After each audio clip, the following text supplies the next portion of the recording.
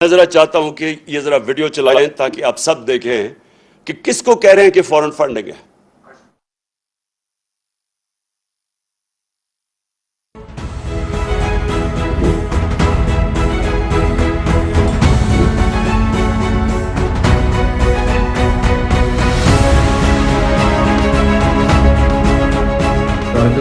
میرا نام مراد انصاری ہے اور میرا نام الیکشن کمیشن آف پاکستان کی لسٹ میں آیا ہے ایز اے نان سٹیزن جس میں P T I election campaign کو فنڈز بھیجے ہیں.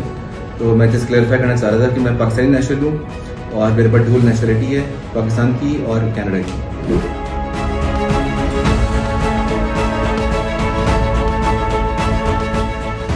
میں نے سوشل میڈیا پہ ایک لسٹ دیکھی جس میں فورن نیشنل ڈونرز کی لسٹ میں میرا نام بھی انہوں نے شامل کیا ہوا ہے، جس میں مجھے بڑی حیرت ہوئی. اور میرے نام کے آگے انہوں نے لکھا ہوا ہے ناٹ پاکستانی. میں الیکشن کمیشن اور سارے پاکستان کو یہ بتانا چاہتی ہوں کہ الحمدللہ میں پاکستانی ہوں، پاکستان میں پیدا ہوئی ہوں، پی ٹی آئی کی سپورٹر 1996 سے ہوں.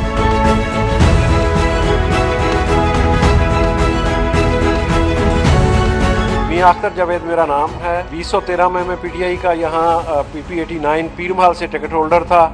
میری کمپنی زین کاٹن پرائیویٹ لمیٹڈ 1992 میں رجسٹرڈ ہوئی تھی فیصل آباد میں، جس کی رجسٹریشن اور ڈاکومنٹ سارے میں نے دکھائے ہیں. میں نے پارٹی کو 10,000 روپے چندہ دیا تھا، جو کہ انہوں نے ابھی میرے دوست نے بتایا کہ آپ کا نام فارن فنڈنگ میں آ گیا.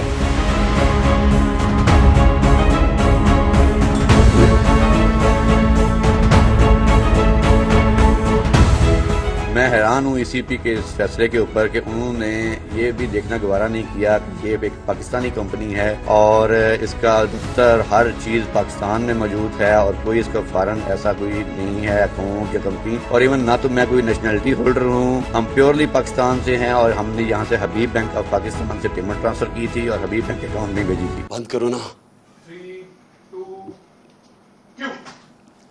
جی تو یہ تو انہوں نے کہا، یہ آپ نے خود ہی ان کی زبان سے سن لیا، اور یہ زیادہ تر اس طرح کے لوگوں کو کہا گیا کہ جناب یہ فورن فنڈنگ کر رہے ہیں.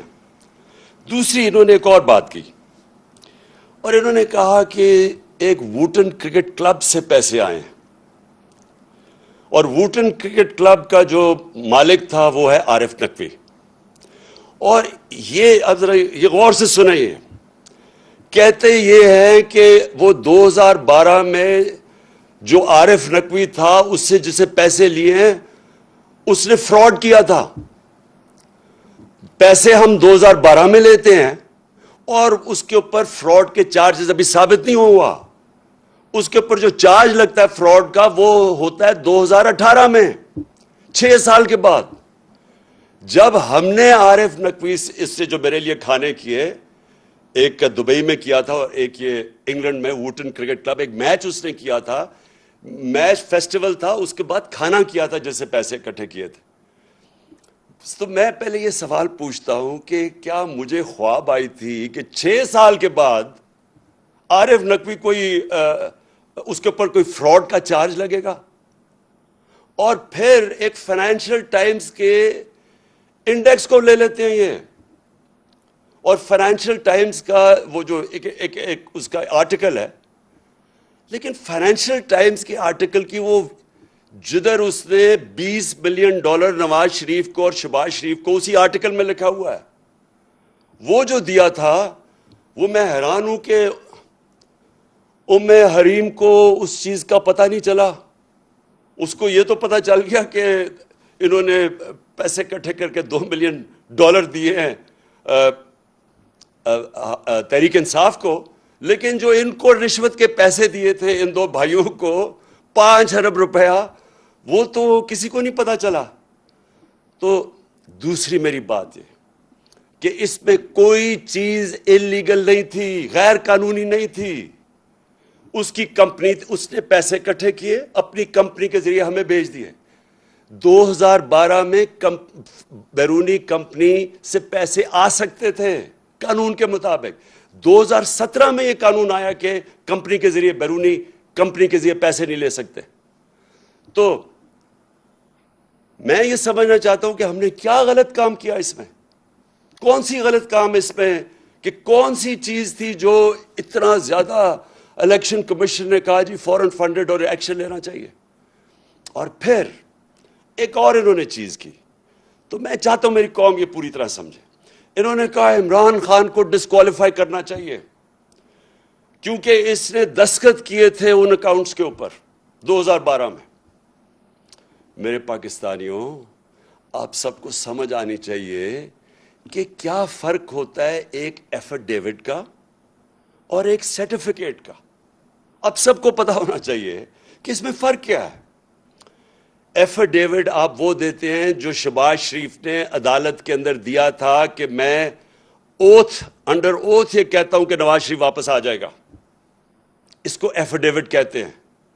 ایفیڈیوٹ وہ ہوتا ہے جب اگر میں اپنی پراپرٹیز بتا رہا ہوں الیکشن کمیشن کو کہ میری کون کون سی پراپرٹیز ہیں, یا اس کو جب اپنے کاغذ درج کرواتے ہیں تو تب آپ ایفیڈیوٹ دیتے ہیں کہ یہ ساری پراپرٹیز میری ہیں اور میں اس کو ایفیڈیوٹ دے رہا ہوں.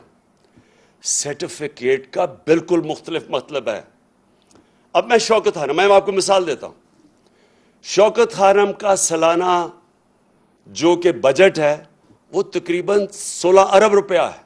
میں ہوں چیئرمین بورڈ کا. میرے سامنے وہ آتا ہے بجٹ, وہ سائن کروانے کے لیے جو یہ سرٹیفکیٹ جس کی یہ بات کر رہے ہیں شوکت خانم کا. اکاؤنٹنٹس ہوتے ہیں ہمارے, انہوں نے پورا دیکھا ہوتا ہے, پھر وہ آڈیٹرز وہ دیکھتے ہیں اس کو, پھر وہ مجھے بیٹھ کے کہتے ہیں کہ جی ہم نے یہ سارے اکاؤنٹس دیکھ لیے ہیں تو اب آپ اس کے اوپر سائن کر دیں. اور جب میں سائن کرتا ہوں تو میں یہ کہتا ہوں کہ to the best of my knowledge, جہاں تک مجھے پتا ہے یہ اکاؤنٹ ٹھیک ہے, کیونکہ میں ان کے اوپر رلائی کر رہا ہوں.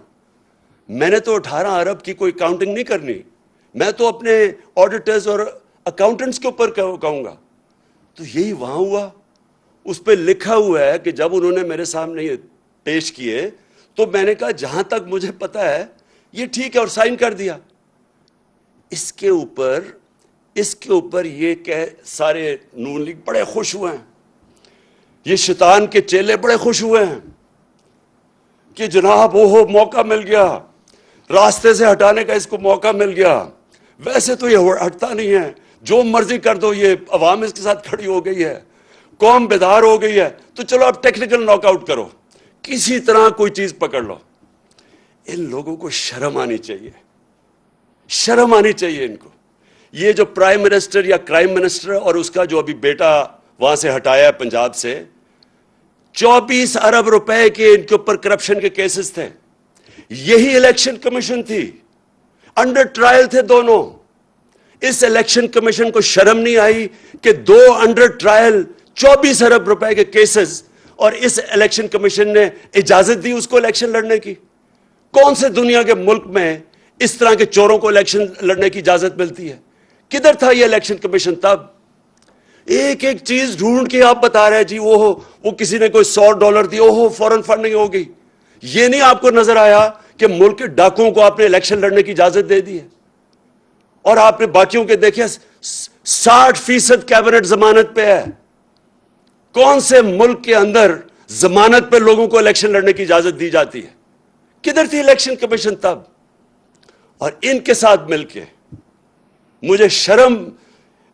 مجھے افسوس ہوتا ہے کہ یہ ہمارا 22 کروڑ کا پاکستان ہے, عظیم خواب پاکستان, اس کے یہ لوگ بیٹھے ہوئے فیصلے کرنے والے, اور ان کے پیچھے بھی وہ لوگ جو ہیں ذاتی انا کے لیے اور اپنے مفادات کے لیے وہ یہ ملک کو تباہی کی طرف دھکیل رہے ہیں. یہ جو سارا ڈرامہ ہوا, یہ صرف اور صرف بیرونی آقا گوری چمڑی والے جو باہر سے ان کو حکم کرتے ہیں, ان کے کہنے پہ کہ جی کسی طرح اس کو راستے میں کنٹرول کرنا ہے پاکستان, کہیں آزاد نہ ہو جائے ملک. ان کو بالکل جکڑ کے رکھو, جو ہم کہیں وہ جس طرح وہ خواجہ آصف کہتا ہے لائف سپورٹ مشین پہ رکھو, تاکہ کنٹرول رہیں, تاکہ غلام رہیں.